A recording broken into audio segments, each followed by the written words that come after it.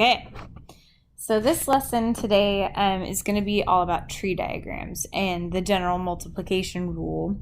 You may have dealt with tree diagrams in the past. They're just a diagram to help you organize problems for probability mostly, or for other things as well. But in AP Stats, they can be very useful for certain types of probability problems. So let's get into it. So we know a couple of things. So we know from the last lesson that the probability of A given B is the probability of A and B both happening at the same time over just the probability of B. So basically today what we're going to look at is, all right, we know the probability of A given B. We have a formula for that. We have a formula for the probability of A or B happening. That's the probability of A plus the probability of B minus the probability of whatever they have in common. But what we don't actually have a formula for is the probability of A and B. And actually, we're going to sort of start with this equation. Probability of A given B equals probability of A and B over probability of B. And if I just do a little rearranging, I can actually get that formula. So for example, if I multiply both sides of this equation by the probability of B, so this guy and this guy, on this side, these two probabilities cancel, and I actually end up with the probability of A and B as the probability of B, times the probability of A given B. Okay. So that actually is the general multiplication rule. Now we're going to write this a little bit backwards, but so the probability of A and B is actually just the probability of A times the probability of B given A. So you may have actually been familiar with the probability of something and something else happening. You would just multiply those two probabilities. So for example, hey, what's the probability that in a game I flip a coin and it lands on heads, and I roll a die and I get a 4? To find the probability of those two things happening, coin flip and dice roll, I would just take the two probabilities I need, so 50% and so 1/2, if you will, and 1/6, and I would multiply them together. Well, this is pretty much the same idea. We just have a fancier formula for it, and we're going to kind of see what this looks like. So the probability of A and B is the probability of A times the probability of B given A. Or you could also write this as the probability of B and A is the probability of B times the probability of A given B. Basically, the way that I remember it is the probability of something and something else. I'm going to end up multiplying my two probabilities that I have. Remember, for probability of A or B, I'm actually going to end up adding and then possibly subtracting as well. So if I want the probability of A and B or B and A, I'm multiplying. If I want B or A, I'm adding or subtracting, or both. Okay, so we're going to look at an example where I would actually use this formula, where you don't really need any kind of diagrams. They're not going to help you. But then we'll look at some where you do need a diagram and it will super help you. So example 1 says, the Pew Internet and American Life Project found that 98% of teenagers ages 12 to 17 use the internet. Okay, this is from a while ago, just saying. And that 12% of online teens have posted a profile on Facebook as opposed to Instagram or Snapchat or whatever. What is the probability that a randomly selected teen uses the internet and has a Facebook profile? Okay. So let's talk about what we have, and we'll, by the way, have I stand for internet using T, we'll add a T, internet.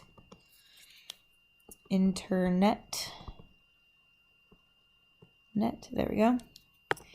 And we'll let F equal Facebook. And so let's talk about what we're given. So it says the probability or the occurrence of teenagers using the internet is about 98%, so 0.98. So probability of I is 0.98. Probability of Facebook then would be 12%, so 0.12. Okay, so what is it that they want? Well, they want the probability that a randomly selected teen uses the internet and has a Facebook profile. So they want the probability of internet and Facebook. Okay, well, if I use my formulas that I'm given, which are basically the same thing, then the probability of internet and Facebook should be the probability of internet times the probability of Facebook given internet. So let's talk through that. I do already have the probability of internet, and I actually already have this too. Let's talk. I didn't write it out that way on purpose because I wanted us to kind of talk through this. So it says the following. It says 98% of teenagers use the internet, and that 12% of who? Of online teens have a Facebook profile. Which makes sense, right? If you don't use the internet, you're not going to have a Facebook profile. So actually, this probability of Facebook is sort of a misnomer, actually. This should be the probability of Facebook given that I'm looking at somebody who uses the internet. So actually, I do have both parts that I need. I have the probability of internet, which I know is 0.98. And I have the probability of Facebook given internet, which is 0.12. Okay. So I actually have both probabilities that I need, and all I would need to do for this problem is multiply them together. And so when you do that, your answer should be 0.1176. And you are done. So that's pretty great. They gave me two probabilities. They wanted the probability of both of these things, internet and Facebook, happening at the same time, internet and Facebook. So all I had to do is multiply them together. All right, reset, easy peasy, I got you. Yeah, but, okay. That only works in this case because I asked you for something and I gave you exactly what you needed. A lot of times you are given information and it's not going to be exactly what you need. And so we're going to talk about tree diagrams and how they can help you do this. So first of all, if you notice, we have a little bit of a thing going on here. So let's talk common sense for a second with our Facebook internet problem. So I had you find a probability. Let's talk about using the internet and having Facebook. So common sense this for me. Is using the internet independent, based on our definition from last lesson, is using the internet independent of having Facebook? So pause if you want, talk with your group, discuss if that's a kind of a weird question. If it's not a weird question, then let's keep going. Okay, so is the internet independent of having Facebook? Well, no, of course it's not independent. Because if you don't use the internet, guess what you're not going to have? A Facebook. Remember, if I tell you, hey, there's a random person in a box, what is the probability this person uses internet? I don't know. I mean, probably pretty high unless we're talking like a 95-year-old, then maybe they don't. But if I tell you, hey, this person in the box has a Facebook profile, what's the probability they use the internet? Okay, well, that's 100%, right? Because Facebook is based on internet. So internet and Facebook are not independent events. And in fact, when we're dealing with general multiplication, which is what you see here, probability of A and B is the probability of A times the probability of B given A. When we're dealing with general multiplication, a lot of the times, not every time, but a lot of the times, our events we're looking at are not independent. In fact, they're dependent. And so when you have dependent events, and I'm asking for various probabilities, a lot of the times it's going to help me to draw a tree diagram. So let's look at what that actually looks like. So here's some examples. All right. So we know, let's suppose we know some of the following information. 1% of women over the age of 40 have breast cancer. If a woman has breast cancer, the probability of her getting a negative result on a screening test is 3%. So that's a false negative, meaning she has cancer, but the test is going to say she doesn't. And then if a woman doesn't have breast cancer, the probability that she will get a positive result on a screening test is 6%. So meaning this woman does not have breast cancer, but she's going to take a test and it's going to say accidentally that she does. Okay? By the way, that happened to me once. It was bloody terrifying. Terrifying. Didn't have cancer. Test said I did. Whew, guys. Okay. All right. So the first thing they're going to want you to do is model this data. And in your homework, it's going to say model this data using a tree diagram. Okay. So let's talk about what that is going to look like. So we actually have two different events going on. The first event is whether or not a person has breast cancer. And the second event is getting a test to see if the person has breast cancer. And so here's how we're going to model this data. I'm going to start off with, listen, we got a random lady. Let's talk breast cancer for a second. There are only two possibilities.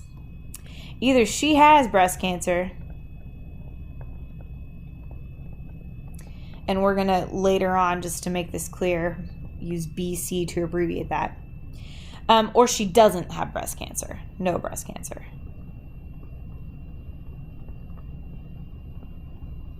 And we're going to abbreviate that as NBC. Okay? So that is part number one for this data. Okay? So when I make a tree diagram, the first thing I'm going to do is split my population up into possibilities. Some of them will have breast cancer, some of them will not.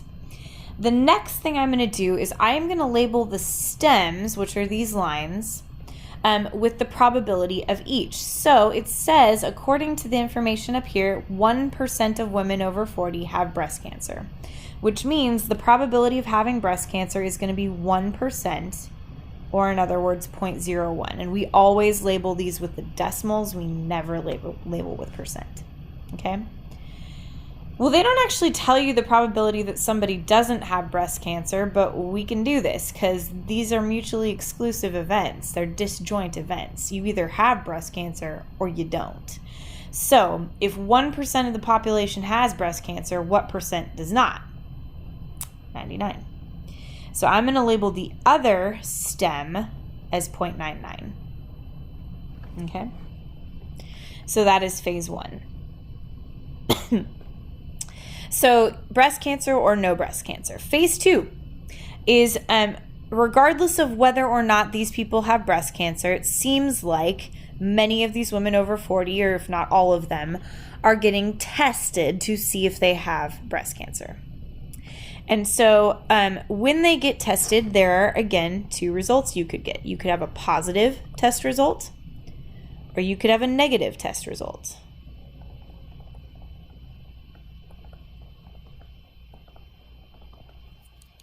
Okay? And then, of course, for these purposes, I'm going to label these P and N.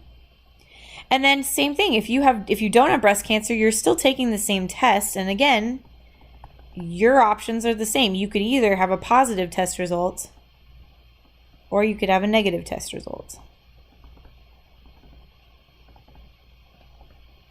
Okay.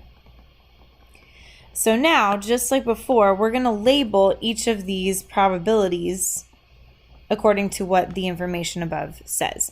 So it says if a woman has breast cancer. So automatically I'm already looking at the breast cancer stem. So I'm looking here. So if a woman has breast cancer, then the chance that she gets a negative result, which is this guy, is 3%. So I'm going to label that as 0.03. Okay? And again, they don't tell me the positive test result for the person with breast cancer, but what do they tell us? They say if a woman doesn't have breast cancer, so now we're looking down here, then the probability she has a positive test result, which is this guy, is 6%, 0.06. Okay? And so we have those two branches labeled, but we need to label the remaining two. So let's go back up to breast cancer. If you have a 3% chance of getting a negative test if you have breast cancer, then what is the probability you get a positive test result if you do have breast cancer? It's 97%, so 0.97. Okay? And then same question for the bottom. If you have a 6% chance of getting a positive test result if you don't have breast cancer, then you must have a 94% chance of getting a negative test result. Okay? So this entire piece that I have labeled in blue is a finished, completed tree diagram. And it's going to help you find a bunch of probabilities. However, I am going to suggest / tell you that I'm going to want you to take this a step further and give me a little more detail. Now, not all of the questions you're going to ask when they ask you to draw a tree diagram are going to need this much information, but a lot of the questions you see are going to use some of this information. So let's talk. So first, what I'm going to show you is this. Each of these, there are basically actually 4 different paths, if you will, that you could take. There are 4 different possibilities that you could have for women who have breast cancer and get tested. So one option is that the woman has breast cancer and that she gets a positive test result, which we hope she would. We hope if you have breast cancer that you could take a screening test and it would tell you you have breast cancer so that you can get treated. So this path that I've drawn for you in pink-ish represents a woman who both has breast cancer and has a positive test result. Okay? You could have another, path. So you could go, okay, let's look at a woman who doesn't have breast cancer and gets a negative test result. Well, that would be following this light blue path. So this would represent a woman who does not have breast cancer, my bad. So no breast cancer and has a negative test result, which again, that's what we'd hope for. We hope that if you don't have breast cancer, you don't accidentally get a positive result, because that's terrifying and then you're worried for no reason, okay? Then you got 2 more options. And these options are errors, if you will. So one option is you have breast cancer, but you take a test and it tells you you don't. You have a negative test result. And that's real bad. So you have breast cancer and you have a negative test result. So you go on your merry way thinking you're fine, but you're not. You got cancer. That's real bad. Okay? And then the other type of error that you could make or that could happen, and we'll go orange, of course, is you don't have breast cancer, but you get a positive result. Now that's scary. But at the end of the day, they're going to keep testing you, and eventually they will discover that you do not have breast cancer. Okay? So that is what each of these paths represent. If you take the pink path, then that represents somebody with breast cancer who gets a positive test result. So with breast cancer, was a positive test result. Green path, breast cancer, negative test result. Orange and blue, etc. Okay, so that's great, Reset. I don't care. Why does this help me? Well, if I want to know, hey, next question, what is the probability that somebody has breast cancer and they get a positive test result? Well, actually, the tree diagram makes this really easy to do. All you're going to do is you're going to look at the path of the 2 things it's asking for. So in this case, breast cancer and positive. And you're just going to multiply every value along that path, all of the probabilities along that path. So the probability of breast cancer and positive would just be 0.01 times 0.97, which would end up being 0.0097. And that's it. That's all you got to do. So once you have organized your data in a tree diagram, finding probabilities that are asked for are actually pretty easy. You just have to look along the path that corresponds to whatever they're asking for and multiply every number on that path. That's it. So what I would like y'all to do, now that I've done the first one, is I would like you to find each of the rest of these probabilities. So probability of having breast cancer and negative test results. Oh my gosh, word. Oh my gosh, someone's gonna die. Okay.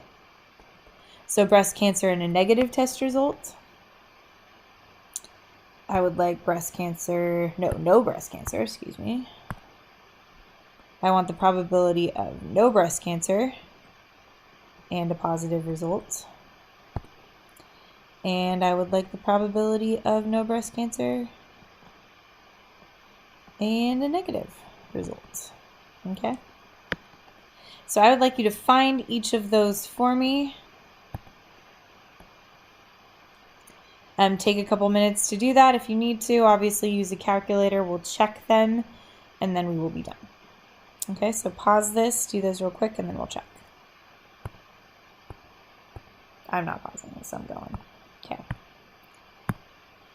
So breast cancer and negative would just be that 0.01 times 0.03, which should give you a final answer of 0.0003. Okay.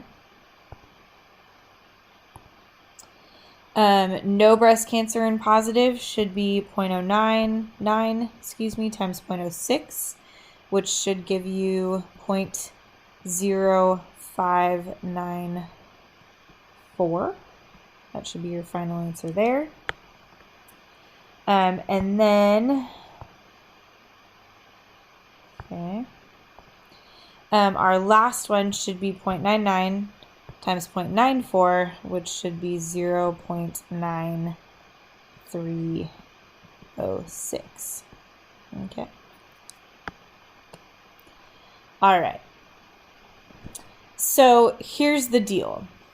This section right here, this guy right here that I have circled in light blue, that is a tree diagram. This is a completed tree diagram.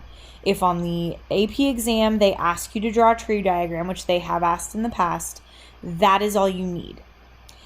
But for Brisette's class, if you are asked to draw a tree diagram on your homework, you will not get full credit unless you include this extra piece. And the reason why you're going to do that is going to be obvious when we actually look at problems on the back that are going to ask you about it. Okay? So if you flip your paper over to the back, you are going to see a bunch of different questions all about the situation on the last page. So it says find each of the probabilities. Find the probability that someone has breast cancer and tests positive, does not have breast cancer and tests negative, that a woman tests positive, that a woman tests negative, a woman doesn't have breast cancer, etc. Okay? You have a total of 8 of these. I would like you to pause this video right now. I would like you to actually write each of these in symbolic form. And I would like you to solve as many of these as possible. And by the way, you've already solved a bunch of them because you already did this part, which is why I make you do this part, because it helps you, saves you time. Okay? So I would like you to write each of these in symbolic form. So for example, my first one is has breast cancer and tests positive. And then I want you to find me that probability. And if you notice, oh, hey, Brisette, we already just did that. Great, copy it, okay? So I want you to pause this, find answers to each of these. Some of them are a little trickier. We haven't gone over what to do. We will talk through them, but some of them should come right from your table, okay? So pause, we'll see what we got. Okay, so let's see what we got so far. If you did more of these, then we'll check them shortly. Don't worry. Hold on, pause for my dog to fall apart. Guys, don't get a border collie. That's all I'm saying. Okay, so our first two, probability of breast cancer and positive. You already did that on the tree diagram. Should be 0.0097. Number two, probability of no breast cancer and negative. Again, you did it on the tree diagram. It's done. Okay. Now we get fun. The probability of testing positive. I will tell you the correct answer. I will tell you the correct answer is 0.0691. And so if you got that, then you got this. If you didn't got that, then let's look back. Let's see what happened. Let's Tarantino it. Okay. All right. So I want the probability that a person tests positive. The issue I have is that if you notice, there are two possibilities in which a person could test positive. Either they have breast cancer and they test positive, or they don't have breast cancer and they test positive. So to find the total probability that any person tests positive, I have to look at both the probability that they test positive and they have breast cancer, and the probability that they test positive and they don't have breast cancer. So what I'm going to have to do is I'm just going to simply have to add these two probabilities together. And that should give me the probability that any human being, whether they have breast cancer or not, tests positive. Okay? So to find the probability that a person tests positive, I need all possible ways to test positive. So I need the probability the person has breast cancer and tests positive, plus the probability that a person has does not have breast cancer and test positive. Okay? And when I add those two together, I'm adding together 0.0097 plus 0.0594, which is going to equal, hey, that thing. Okay? So that is how I would get the probability that a woman tests positive. I have to look at both ways a person could test positive. Okay? All right, well, the probability a person tests negative. Well, it's exactly the same thing as if I was looking for positive, only I'm now looking for negative. So instead of looking for the possibilities of testing positive, now I'm looking at the other two, the ways to get negative. Okay? So altogether for that one, you're using exactly the same logic, only we're focusing on negative. That's kind of how I live my life. Isn't that sad? I'm just kidding. Okay. Which is probability that you have breast cancer and test negative, plus the probability that you don't have breast cancer and you test negative. And then again, because we've already multiplied these two probabilities and have them ready to go on the tree diagram, this is actually a pretty quick calculation. So 0.0003 plus 0.9306, which should give you 0.9309. Okay. All right. So moving on, probability a person doesn't have breast cancer. This is a trick question. This is to see if you were listening. It's just 0.99. Oopsie. It's just 0.99. And let's go back up and see how or why that is. Lots of kids kind of forget that because they get bogged down with the whole tree diagram thing. But remember back in the day, so you either have breast cancer or you don't. There are two possibilities here. So in this case, no breast cancer, which is what we're looking for, is just going to be the probability, the number that corresponds to no breast cancer. Now, the reason why when I did positive, I just wanted the probability of positive, I couldn't just look at these numbers, is because there are two of them. And these two came from the fact that we had breast cancer or we didn't. So this 0.97 probability is not the random probability a person tests positive for breast cancer. The general population does not have a 97% chance of testing positive for breast cancer. This is the probability of testing positive if you have breast cancer. That's what that is. Okay? So, when they asked for the probability of positive tests, because there are two options here, I have to add my final two probabilities at the end. For no breast cancer, I don't have to do that. But even if you did, this is no breast cancer, and this is no breast cancer. And if you were to add these two together, guess what you get, y'all? Actually, would you get it? That's a good question. Yeah. So there you go. That being said, or approximately that, we close because we rounded. That being said, probability of not having breast cancer is just 0.99. Okay. Now we get into the tricky ones. These are ones nobody likes, but they occur all the time. Okay. Probability that a woman has breast cancer given that she is tested positive. So here is my piece of advice. We used the tree diagram and common sense for all of the rest of these. Okay? When they ask you for the probability of something given something else, you want to use the formula as best as you can. So let's remember said formula. The probability of something given something else is the probability of breast cancer and testing positive over just the probability of testing positive. Okay? So when they ask you for a given probability here, I want to make sure I use the formula. And if you notice, there's a huge reason why I want you to use the formula. Now that you see the formula, if you notice, I actually have both of these probabilities. Probability of breast cancer and positive, I can get that from my tree diagram, or it might even be one of the ones I looked at before. In fact, it is. It's number 1, breast cancer and positive. So the probability of breast cancer and positive, I've already calculated, and that's just 0.0. Good stuff, word. 0.0097. Okay. And then from my previous work also, I've already found the probability of positive test results.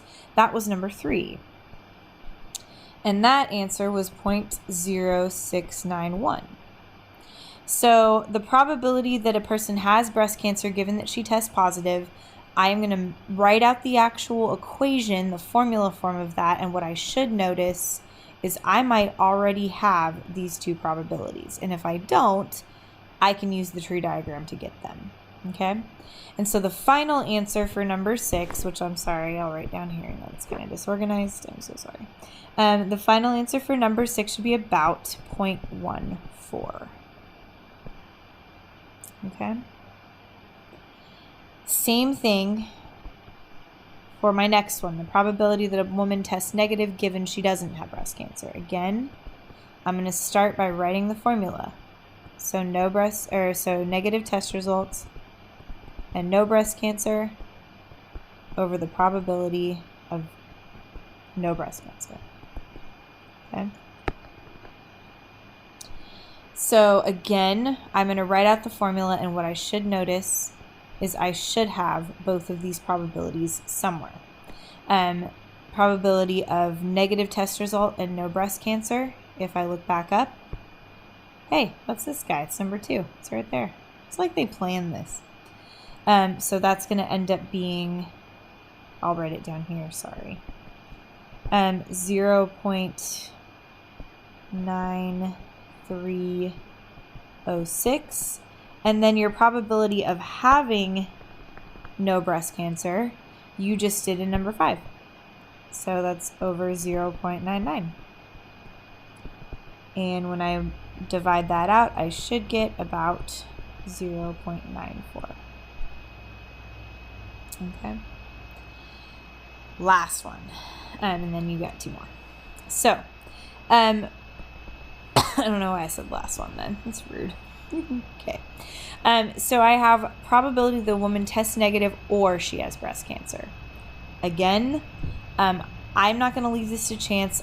I'm going to actually write out my formula that I have. So it's been a couple days for this, but the formula for OR, which is this little U symbol, remember union, is the probability of negative test result plus the probability of breast cancer minus the probability of negative test result and breast cancer. And again, I should have all of this somewhere, whether it's in my tree diagram or previous work. Okay? So, again, sorry, moving over here. The probability that a person tests negative, that was my answer to number 4. I already have that. That's 0.0939. Plus the probability of breast cancer. Now for that, I'm going to look back up to my tree diagram, or if you remember from the actual statement that they gave you, the probability of having breast cancer is 1%, so 0.01. And then I need to subtract whatever they have in common, which is the probability of negative result and breast cancer. I do not have that as one of the questions I just answered, but again, because I've already written it down in my tree diagram, or with my tree diagram, the probability of breast cancer and a negative test result is this guy right here, which is 0.0003. So I'm going to write that down. So minus probability of negative test result and breast cancer is 0.0003. And then once I have each of those, I add them together, I subtract 0.003, and I should get 0.9406, and then I'm done. Okay? So if you are a formula person, a plug things in person, this is your jam. If you are a common sense person, this might not be your jam, but there will always be some kind of a follow-up question where they ask you something to do with common sense, and here is this one.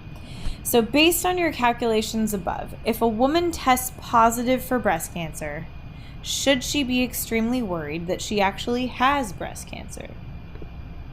Why or why not? Okay. So let's see here. I've found a bunch of calculations. Which one is the one that's appropriate? Well, what I'm looking at is I'm actually looking at number 6. What's the probability that a woman has breast cancer given that she tests positive? Well, that's exactly speaking to what we want. So listen, you tested positive. That's a given. What's the probability you actually have breast cancer? So given that you tested positive, actually the probability that you actually have breast cancer is this answer. It's 0.14. That's 14%. Now, that's not like impossibly low, but it is low, right? So if you have a positive test result, you still have a pretty low chance of actually having cancer. So then let's go to this common sense question. Based on that calculation above, if a woman tests positive for breast cancer, should she be extremely worried that she actually has breast cancer? Why or why not? So take a couple seconds and write an explanation for why or why not. I'm going to pause this as well. When you are ready, unpause, and I will have an answer for you. It should be pretty close to yours, and then we'll be done. Okay. So here's my answer. I actually, by the way, wrote out the appropriate probability. That is a very good idea, especially on the AP test. They love numbers, just saying. Now, I wrote it out in my explanation as well, and if you did that, that's perfectly sufficient. But I said even if a woman tests positive for breast cancer, there's only a 14% chance that she actually has it. So she should not be extremely worried, maybe just a little worried. So that's a perfectly sufficient answer. That's totally fine. But make sure you reference that 14%. So in a question like this, look for the appropriate probability, which we determined to be number 6 is pretty much kind of what they're talking about. And then speak to that as you back up your answer. Okay. By the way, if you said 14% is low, but it's not low enough, yes, she should be extremely worried. This is her life in her hands. That's a perfectly acceptable answer too. That's your opinion. That's totally fine. But it's perfectly acceptable. Okay. So now we're going to look at our last example here. And I'm going to read it to you, pause it, and then you can do it. We'll check your answer and then be done. I know this is really long today, so I'm assuming you might need to chunk this up into 2 pieces, but if you do, cool. If not, that's okay. All right, y'all. Pause. All right. So, this is what your whole kind of piece should roughly look like. If you don't have a little bit of this part in here, that's not going to kill you. But again, for me, I want this whole piece.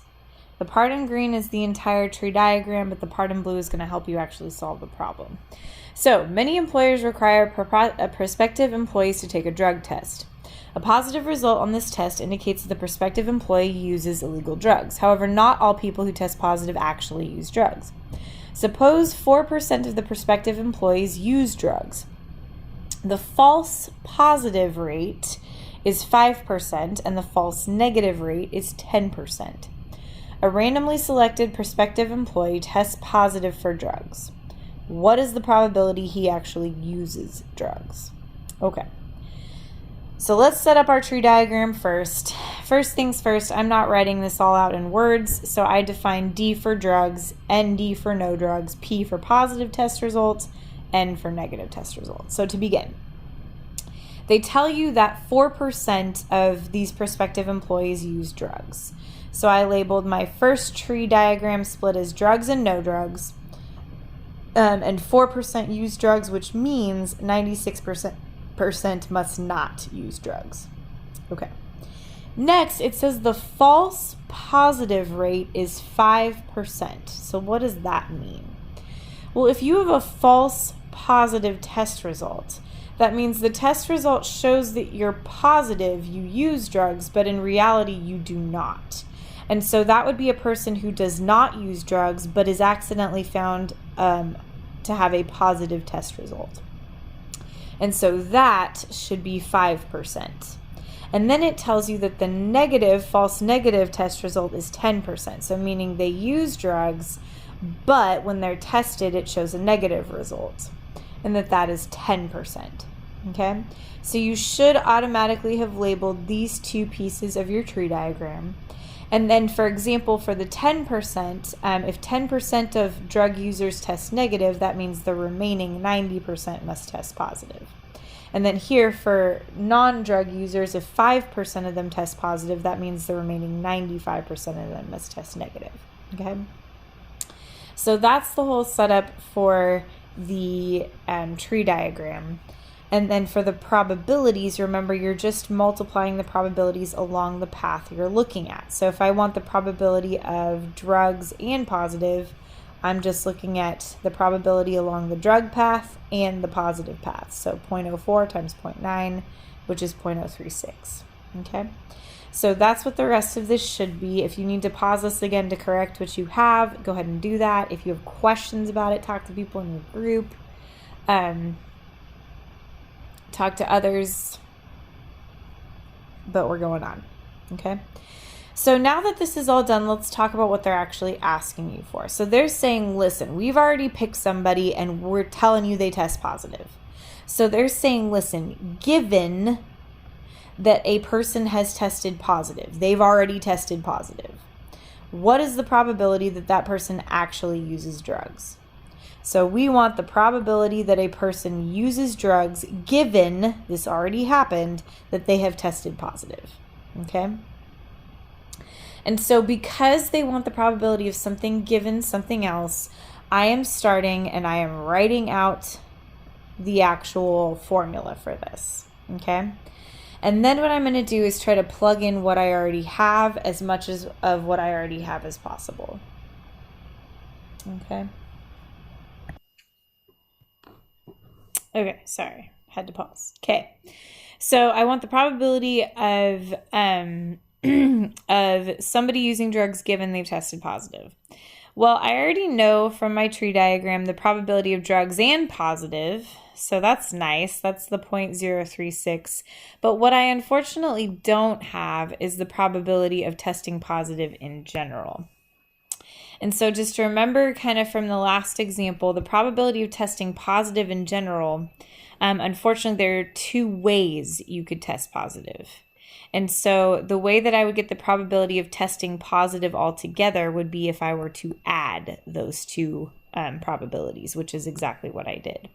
So my two ways I could get positive is either I use drugs and I test positive, or I don't use drugs and I test positive. So if I add the two corresponding probabilities on the bottom, then I'm good to go. So I would just do 0.036 divided by whatever this sum is, which should give me approximately 43%, and you're done. Okay, people, sorry that was so long. It's like literally the whole class. That being said, good luck. People don't like tree diagrams. I like them. I guess mathy people like them. We'll see. But either way, have a lovely day.